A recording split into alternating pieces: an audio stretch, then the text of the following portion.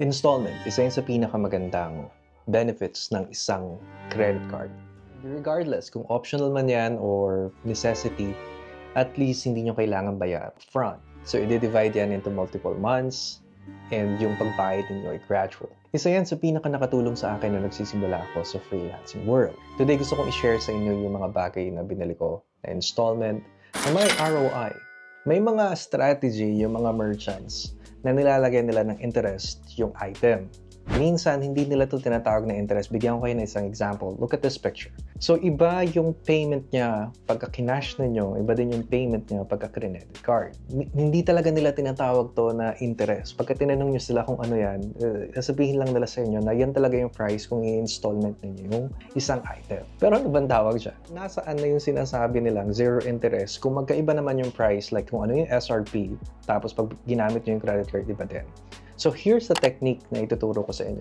First is, kailangan nyo munang itanong kung ano yung SRP niya. Like, pagka kinash nyo ba siya, magkano yung babayaran ninyo? And then, tingnan ninyo kung iba ba yung price pagka credit card niyo. Ngayon, kung iba, ask nyo sila, like, i-approach nyo sila kung pwede nyo bang kunin yung SRP, kung ano talagang price niya, and then babaan nyo na lang yung months. So, kung naring ino-offer nila ay 12 months, sabihin nyo na lang 6 months, pero gusto kong price, yung walang additional. Minsan, gumagana yon pero hindi ito guaranteed. Depende pa rin yan sa merchants. They will make like a few phone calls siguro sa manager bago nila mapa-approve yun. Sinasabi ko to kasi nagawa ko na siya ng 2 beses. Ayoko kasi nagbabayad ng mga interest talaga. Kung zero interest rate, zero dapat talaga. So, nung unang beses ko nakuha yung credit card, May 2021, hindi ko pa alam kung paano nag-work yung credit limit.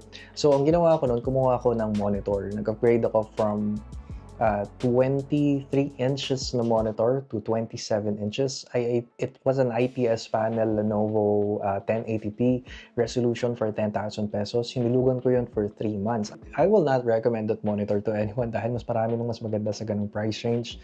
But remember, nung time na to ay pandemic, so mahirap talagang kumuha. Malaking tulong din dahil nga galing ako sa maliit na monitor. And actually, na-feature ko pa yung monitor na yan. Ginawa ko pa siyang gaming monitor back then. Pero wala na sa akin yan. Hindi ko na yung ginagamit. The good thing though, ginagamit pa rin siya ng pinsan ko kasi kasama yung PC, binigay ko na sa kanya lahat So 3 months ko siyang hinulugan, ROI niya siguro nakuha ko 1 month nakuha ko na. Kasi mas mabilis na sa akin or mas madali sa akin na mag-work sa bigger monitor. I think ang pinaka-sweet spot when it comes to monitor talaga, 27 inches. Kung ang work nyo man ay video editing, graphics, or virtual assistant online, mas mabilis kayong mag-work pag mas malaki yung monitor ninyo. Mas iwas pain actually, muscle pain. Nararamdaman ko doon sa maliit na monitor ko. Masakit yung sa dito ko, sa bato ko. Tapos yung dito sa mata ko. Kasi nga, syempre, maliit lang din. So, medyo nahihirapan din mag-focus yung mata ko. Next is, wala na rin sa akin to, pero recently ko lang actually siya binitawan. Ito yung MacBook Air M1. So, nung launch nung taon na yon, 2021 din siya, pakinabangan ko siya from 2021 hanggang ngayon. Kasi last week ko lang naman siya binigay sa pinsan ko. College student na kasi yung pinsan ko and gusto ko rin na may magamit siya na laptop. Nung nag-transition ako sa MacBook, na-realize ko kung bakit talagang maganda yung MacBook when it comes to productivity. Especially the M version, ito yung native chip nila. Kasi before, Intel sila Nag-introduction sa akin yun sa Final Cut kasi nakapag-switch ako from Premiere Pro to Final Cut Pro. So, stable client, well, ibig sabihin, stable income.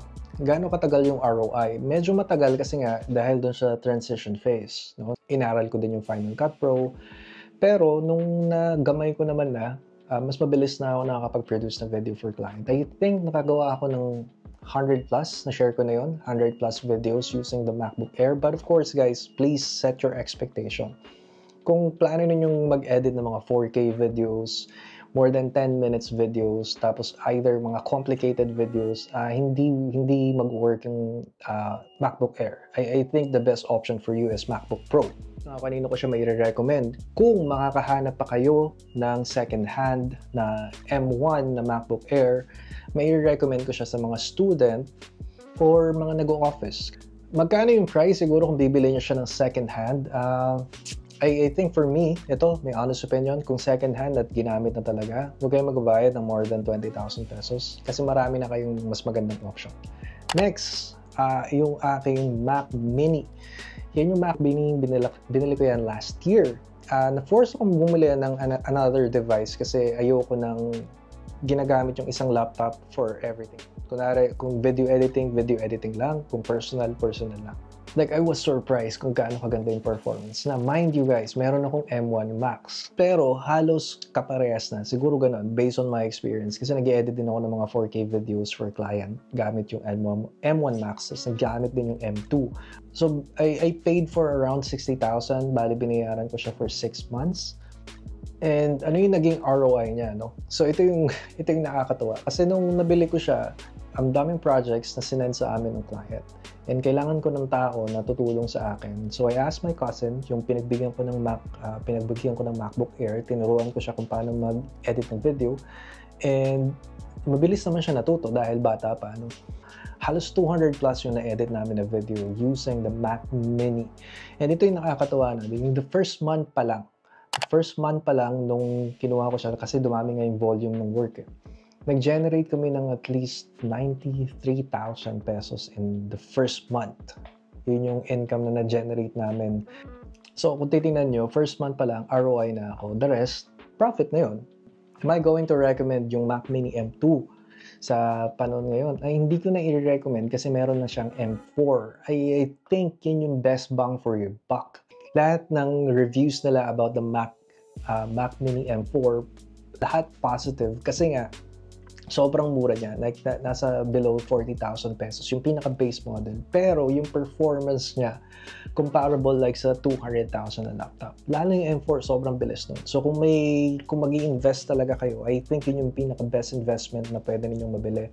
And kung gagamit kayo ng credit card, dulugan ninyo for 12 months. Tapos, sumanap kayo ng work na kahit mapa-creative work. Kasi pasok yung device na yun. Actually, yung ginagamit ko ngayon, yung Pocket Osmo 3. Last year ko din siya binili. It was a perfect camera for, siguro I think 90% ng tao. Siguro yung 10% kasi yun yung mga taong may alam pagdating sa cameras. Subtle niya lang, no? So, pwede nyo mga ilagay sa pocket ninyo. So, hindi siya nakakahiya gamitin kung kayo ay nahihiya katulad ko, no? Hindi ako mahilig mag-vlog outside.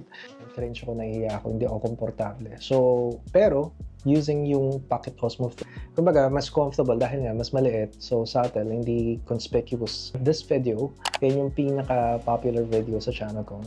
Yan, parang gusto ko lang i-test yung Pocket Osmo without even knowing na magiging popular yung video na yun.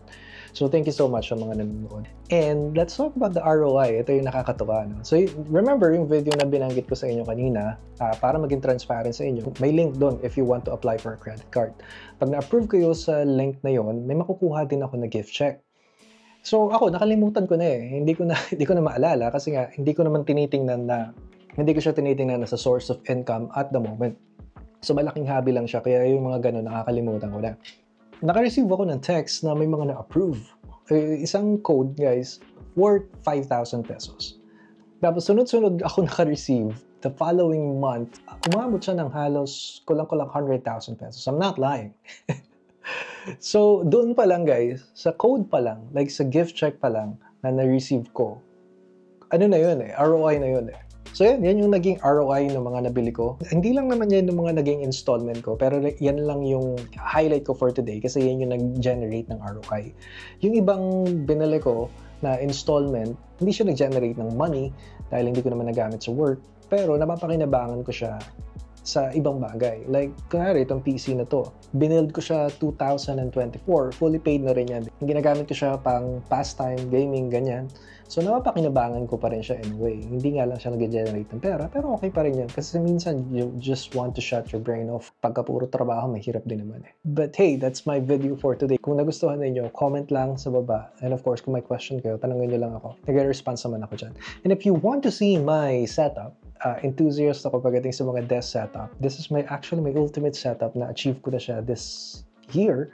Kung gusto nyo makita itong full setup ko, comment nyo lang sa baba. Try kong gawa ng video para may recommend din ako sa inyo mga gamit. So that's the only video for today. Have a great day, guys. Bye-bye.